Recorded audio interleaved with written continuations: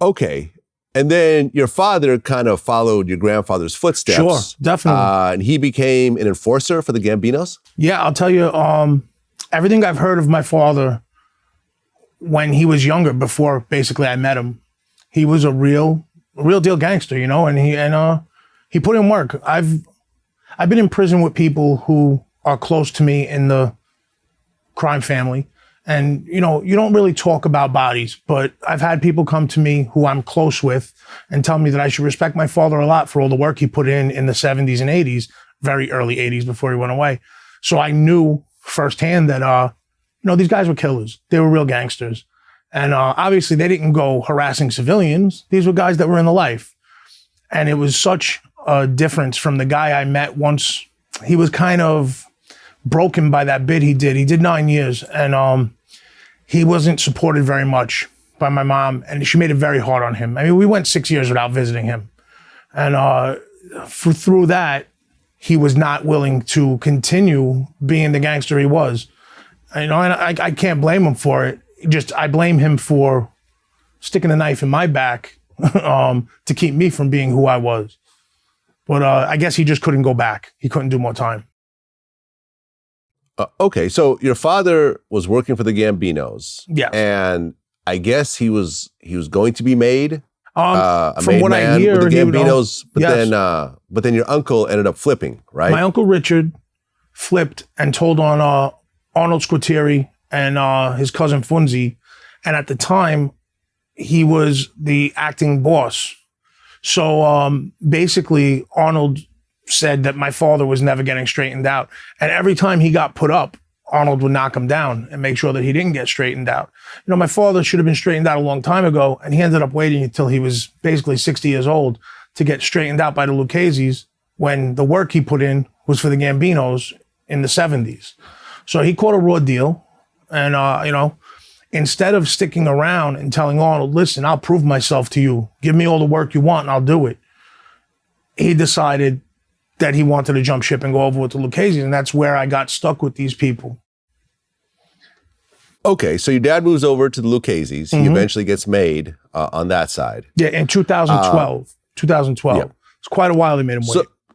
So you're growing up in this family. Yeah. And at what point do you realize that your dad and your grandfather are gangsters? Well, I'll tell you, it was always very evident.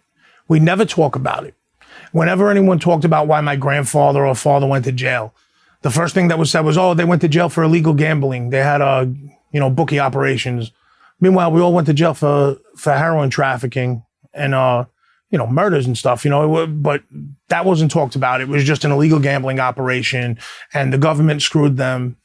I remember when I was young, I mean, real young, like 7 or 8, I had a t-shirt on that had the American flag on it at a barbecue in my backyard.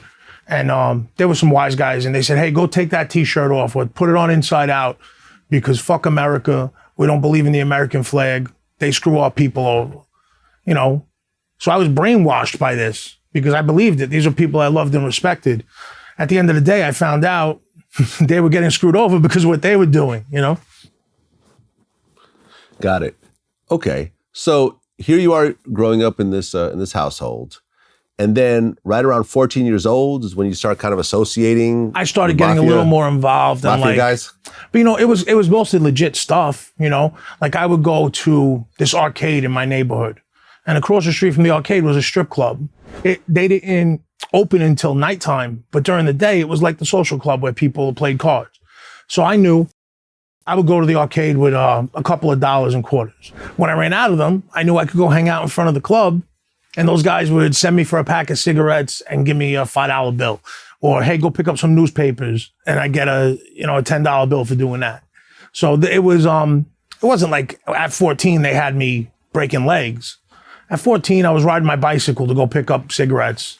And ultimately, you get brought in and they start talking to you and making you feel good about yourself when you don't feel good about yourself. When your dad's in jail, all the other kids have more, family members at the football games, nicer cars, because your dad's in jail, he's not earning right now. You're maybe a little hard on money, And now there's these guys that are putting a couple dollars in your pocket, talking to you about telling you stories about your dad and your grandfather and saying, hey, when you grow up, you're going to run the neighborhood. And you start to feel indoctrinated. And that's what it was with me.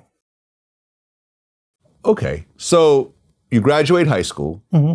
You go to college at Buffalo State. Yes. And you're actually pre-med when you get there. I was a bright kid. But as my father used to say, I was too smart for my own good, I guess they told me. I just had all these ideas. And as most young people, I figured that I could beat everybody at the game of life.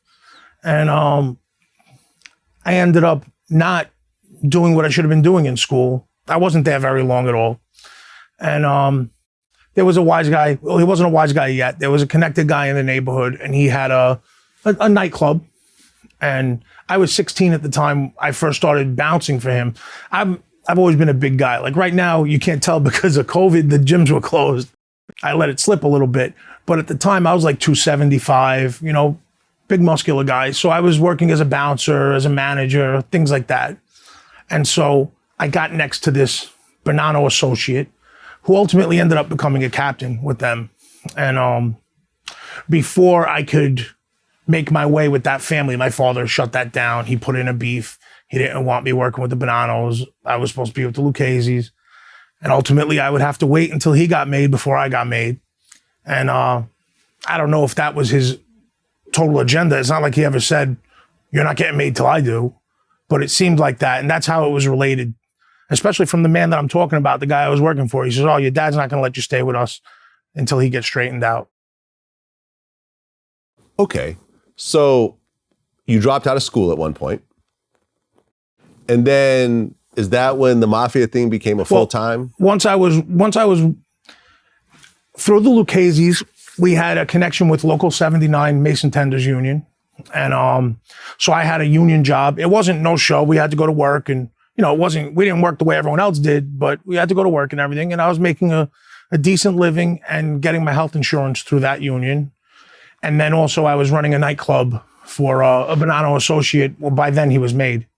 And so I was making, you're a kid, you think it's a lot of money. I was making $1,500, $2,000 a week running the nightclub, then another $800 to $1,000 a week with the, construction.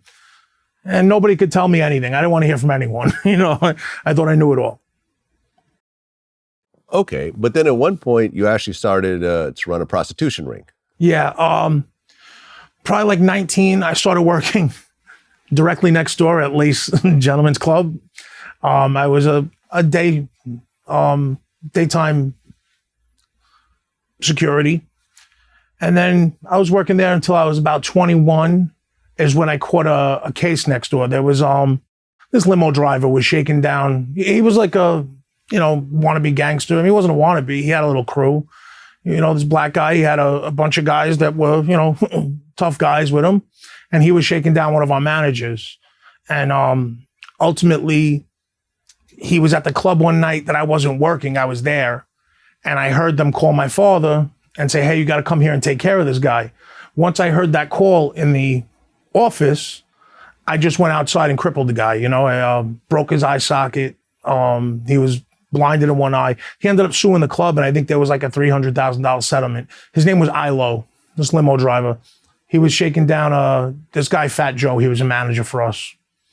So I figure I'm going to get a pat on the back for taking care of the problem. Instead, I get in trouble for it because my father, instead of taking my back, throws me under the bus and says, oh, I didn't tell him to do any of that. So they went and hid me at VIP's, which is on 20th Street between 5th and 6th. We had a partnership with the Albanians there.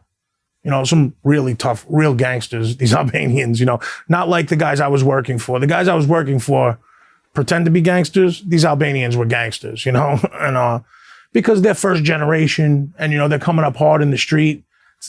Us, we're all 4th, 5th generation. These guys were soft I was working for. And we had, a black book operation over there. I had some high profile clients. Augustus Bush from Anheuser-Busch was one of our clients over there. A-Rod, Alex Rodriguez, was one of our clients over there. He's absolutely in love with bodybuilder females. We had this stripper named Stella. She was a professional bodybuilder.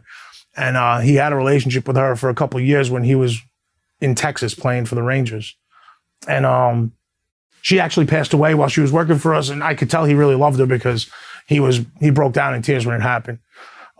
We had a bunch of high profile clients over there, you know, Fortune 500 company CEOs. And basically we had the upstairs was for, you know, the prostitution ring that we had, which I did the protection and basically the meet and greets. You know, I would help finesse the customers, make sure they felt good about spending $30,000 in a night, you know? And so that went on at VIPs. And that's when I became a little more involved with the family. When at that point, since I was like a pivotal part of this thing that was going on, I guess I started to get a little more recognition.